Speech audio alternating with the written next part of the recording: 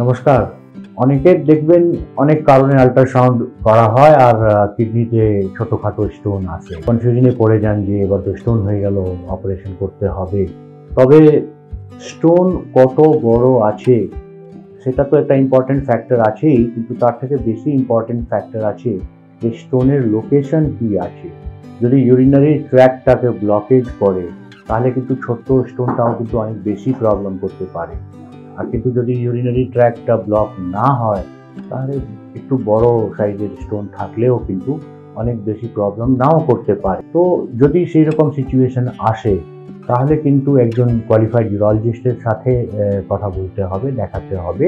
আর মনে রাখবেন, ছোটোখাটো স্টোন যেটা কি রেডিও ওপেক আছে, মানে এক্সরেতে দেখা যাচ্ছে আর সেটা অবস্ট্রাকশন করছে না, সেই স্টোনগুলো কিন্তু উইদাউট সার্জারি লিথোট্রিপসি দ্বারাও কিন্তু ঠিক করা যেতে পারে। তবে লিথোট্রিপসি সব জায়গায় অ্যাভেলেবল নাও থাকতে পারে, একটু ডিটেলসে রিসার্চ করতে হবে। আমাদের হসপিটালে লিথোট্রিপসি আছে, তবে সব স্টোন যে লিথোট্রিপসি দিয়েই হয়ে যাবে সেটাও না। আসুন ডিটেলে কথা বলি, কী কী পসিবিলিটি আছে সেটাকে এক্সপ্লোর করি, আর যেটা বেস্ট অপশন হবে সেটা অ্যাপ্লাই করা হবে।